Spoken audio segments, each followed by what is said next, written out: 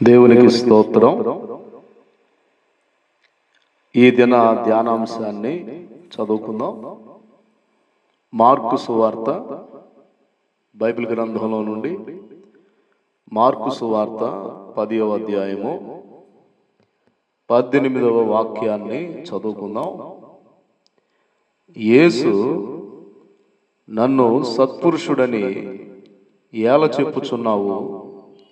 దేవుడు ఒక్కడే గాని మరి ఎవడునో సత్పురుషుడు కాడు అని ప్రభు అయిన యేసుక్రీస్తు వారు ఈ మాట మాట్లాడుతూ ఉన్నాడు. ధనవంతుడైనటువంటి ఒక యవనస్తుడు ప్రభు అయిన యేసుక్రీస్తు వారి యొద్దకు వచ్చి ఆయన ఎదుట మోకాళ్ళుని, సద్బోధకుడా, నిత్య జీవమునకు వారసుడనగుటకు నేనేమి చేయుదునని అడిగాడు. అడిగే క్రమంలో ప్రభువారిని సద్బోధకుడా అని చెప్పాడు, సత్పురుషుడా అని సంబోధించాడు, మంచివాడా లేదా నీతిమంతుడా, పరిశుద్ధుడా అని సంబోధించాడు. అయితే ప్రభువారు ఆ యవనస్తునితో మాట్లాడుతూ ఉన్నాడు, నన్ను సత్పురుషుడని ఏల చెప్పుచున్నావు అంటే తెలియకుండా, ఒక వ్యక్తి గురించి తెలియకుండా, ఆ వ్యక్తి యొక్క స్వభావము తెలియకుండా, ఆ వ్యక్తిని గూర్చినటువంటి పూర్తి సమాచారం ఏమీ తెలియకుండా, ఆ వ్యక్తి చేసే అద్భుతాలను బట్టి కానీ, ఆ వ్యక్తి చెప్పే వాక్యాన్ని బట్టి కానీ, ఆ వ్యక్తి పాడేటువంటి పాటలను బట్టి కానీ, ఆ వ్యక్తి చాలా మంచివాడు, చాలా గొప్పవాడు, సత్పురుషుడు అని అనుకొనడం అనేది మంచిది కాదు అని ప్రభు అయిన యేసుక్రీస్తు వారు స్పష్టం చేస్తూ ఉన్నాడు.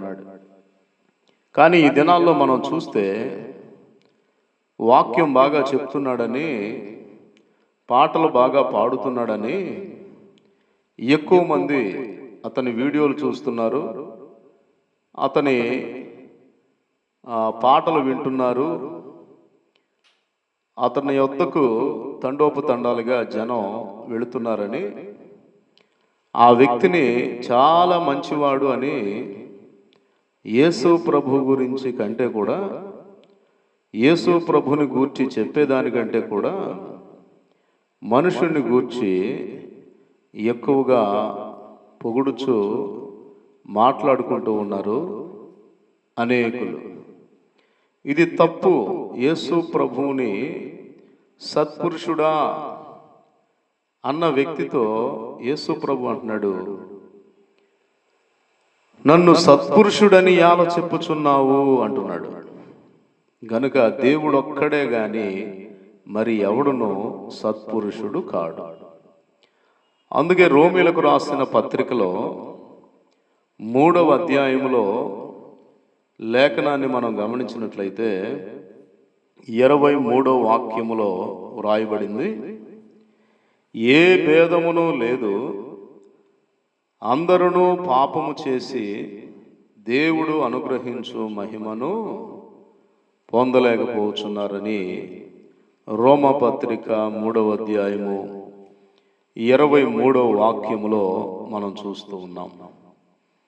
గనుక 11వ వాక్యాన్ని చూస్తే, ఇందును గూర్చి వ్రాయబడినదేమనగా, నీతిమంతుడు లేడు, ఒక్కడునూ లేడు, గ్రహించువాడెవడునూ లేడు, దేవుని వెదకువాడెవడునూ లేడు, అందరూ త్రోవ తప్పి ఏకముగా పనికి మాలిన వారైరి, మేలు చేయువాడు లేడు, ఒక్కడైనను లేడు, వారి గొంతుగా తెరచిన సమాధి, తమ నాలుకతో మోసము చేయుదురు, వారి పెదవుల క్రింద సర్ప విషమున్నది, వారి నోట నుండి శపించుటయు పగయు ఉన్నవి, రక్తము చిందించుటకు వారి పాదములు పరుగెత్తుచున్నవి. నాశనమును కష్టమును వారి మార్గములలో ఉన్నవి, శాంతి మార్గము వారెరుగరు. మరి ఇటువంటి పరిస్థితుల్లో, ఇటువంటి చెడ్డ కార్యాల్లో మనుషులందరూ కూడా ఉన్నారని బైబిల్ గ్రంథం చెప్తూ ఉండగా, మరి నీవు ఎవరినైనా మంచివాడని, ఎవరినైనా సత్పురుషుడని చెప్పకూడదు అని యేసు ప్రభు వారు ఇక్కడ ధనవంతుడైన యవనస్తునితో మాట్లాడుతున్నాడు. మరి నిత్య జీవమునకు వారసుడనగుటకు నేనేమి చేయుదునని ఆయన్ను అడగడానికి వచ్చినటువంటి యవనస్తుడు మొదటిగా ఆయన్ని సత్పురుషుడని సంబోధిస్తున్నాడు గనుక అలా మాట్లాడకూడదు అని చెప్తూ ఉన్నాడు. గనుక మన జీవితంలో దేవుణ్ణే నీతిమంతునిగా చేసుకోవాలి, దేవుణ్ణే అనుసరించి మనం నడుచుకోవాలి. మన ముందున్నటువంటి క్రొత్త నిబంధన భక్తులందరూ కూడా క్రీస్తును అనుసరించి వారు నడుచుకున్నారు. ఎందుకంటే క్రీస్తులో ఏ లోపము లేదు, క్రీస్తు సంపూర్ణమైనటువంటి పరిశుద్ధమైన జీవితాన్ని ఆయన జీవించాడు గనక క్రీస్తును పోలి నడుచుకున్నానని పౌలు గారు మాట్లాడుతున్నాడు. 1 కొరింథీ 11వ అధ్యాయంలో పౌలు గారు మాట్లాడుతున్నాడు, నేను క్రీస్తును పోలి నడుచుకొనుచున్న ప్రకారము మీరును నన్ను పోలి నడుచుకొనుడి అన్నాడు. గనక భూలోకమందు వారు నీతిమంతులు, వీరు నీతిమంతులు, ఈ అన్న బాగా పాడతాడు, పాటలు రాస్తాడు, ఈ అన్న బాగా ప్రసంగాలు చేస్తాడు, ఈ అన్న ద్వారా దయ్యాలు వెళ్ళిపోతున్నాయి, ఈ అన్న ద్వారా అద్భుతాలు జరుగుతున్నాయి, గనక ఈయనంత పరిశుద్ధుడు లేడు అని మీరు అనుకోవద్దు అని యేసు ప్రభు వారు ఆ యవనస్తునితో చెప్తున్నాడు. నన్ను సత్పురుషుడని ఎలా చెప్పుచున్నావు అంటున్నాడు. గనక ఒక మనిషిని గూర్చినటువంటి పూర్తి సమాచారం అనేది ఏ మనిషికి తెలియదు. ప్రతి ఒక్కరిని గూర్చినటువంటి సాక్ష్యము ఆకాశమందున్న దేవునికి తప్ప ఎవరికి తెలియదు. సేవకులను సేవకులుగా చూడండి, విశ్వాసులను విశ్వాసులుగా గౌరవించండి, కానీ సత్పురుషుడని మాత్రం సంబోధించడం కానీ, వారిని గూర్చి మరి బలమైన సాక్ష్యములు చెప్పడం కానీ కాకుండా, ప్రభు అయిన యేసుక్రీస్తు వారిని గూర్చినటువంటి విషయాలను సంపూర్ణంగా తెలుసుకొని ఆయన ఆజ్ఞాపించినటువంటి ప్రతి ఆజ్ఞను, ఆయన కట్టడలను అనుసరించుకుంటూ ఆయన చూపినటువంటి పరిశుద్ధమైన మార్గములో మనము నడవచ్చు. ప్రభు అయిన యేసుక్రీస్తు వారు ఒకానొక సమయంలో మాట్లాడాడు తనను గూర్చి. ఇక్కడ యవనస్తునితో నన్ను సత్పురుషుడని ఎలా చెప్పుచున్నావు అని పలికినటువంటి ప్రభువారు ఒక సమయంలో ఆయనను గూర్చి ఆయన ప్రపంచానికి పరిచయం చేసుకునేటువంటి ఒక మాట చూద్దాం. యోహాను సువార్త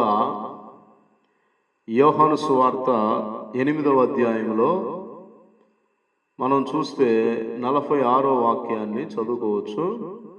నా యందు పాపమున్నదని మీలో ఎవడు స్థాపించును? నేను సత్యము చెప్పుచున్న ఎడల మీరెందుకు నన్ను నమ్మరు అని ప్రభువైన యేసుక్రీస్తు వారు అడుగుతూ ఉన్నాడు. గనుక ప్రభువైన యేసుక్రీస్తు వారు ధనవంతుడైన యవనస్తునితో నన్ను సత్పురుషుడని ఎలా చెప్పుచున్నావన్న ప్రభువైన యేసుక్రీస్తు వారు నా యందు పాపమున్నదని మీలో ఎవరు స్థాపించునని మాట్లాడుతున్నాడు. గనుక మరి ఆయన పాపము లేనివాడు.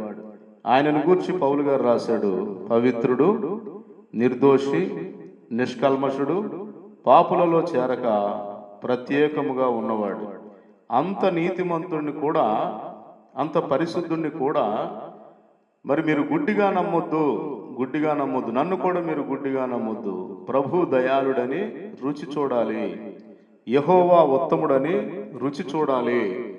మరి పూర్తిగా తెలుసుకోకుండా మరి ఒక వ్యక్తిని నీతిమంతుడని మనం పరిగణిస్తే అది పాపమే అవుతుంది, అది తప్పు అవుతుందని దేవుని యొక్క వాక్యము సెలవిస్తుంది. అయితే ఒక వ్యక్తిని మనము పూర్తిగా అధ్యయనం చేయగలమా? ఒక మనుషుని యొక్క అంతరంగాన్ని కానీ బహిరంగ జీవితాన్ని కానీ పూర్తి స్థాయిలో మనం అధ్యయనం చేసి మనం నిర్ధారణ చేసుకోగలమా అంటే అది జరిగే పని కాదు. గనుక పవిత్రుడు, నిర్దోషి, నిష్కల్మషుడు, పాపులలో చేరక ప్రత్యేకముగా ఉన్నవాడు, విశ్వాసమునకు కర్త, దానిని కొనసాగించువాడైనటువంటి ప్రభు అయిన యేసుక్రీస్తు వారిని పోలి అపోస్తుడైనటువంటి పౌలు నడుచుకునిచున్న ప్రకారము మనము ప్రభు అయిన యేసుక్రీస్తు వారిని అనుసరించవచ్చు. కానీ ఇక్కడ యవనస్తునికి ఆయన ఒక ప్రవక్తగా మాత్రమే తెలుసు, కానీ దైవ కుమారుడని దేవుడని మాత్రం తెలియదు. గనుక తెలియకుండానే ఒక దైవజనుని కానీ ఒక విశ్వాసిని కానీ సత్పురుషుడా అని కానీ పాపము లేనివాడని కానీ మంచివాడని కానీ మనం నిర్ధారణ చేసుకోకుండా ప్రభువును మాత్రమే నీతిమంతుడు అనుకొని పాపము లేనివాడు అనుకొని మన యొక్క ఆత్మీయ జీవితాలను మరి క్రీస్తును పోలి ఆయన యొక్క అడుగుజాడలో నడిపించుకుందాం. ఈ వాక్యము ద్వారా ప్రభు మిమ్ములను బలపరచునుగాక. ఆమెన్.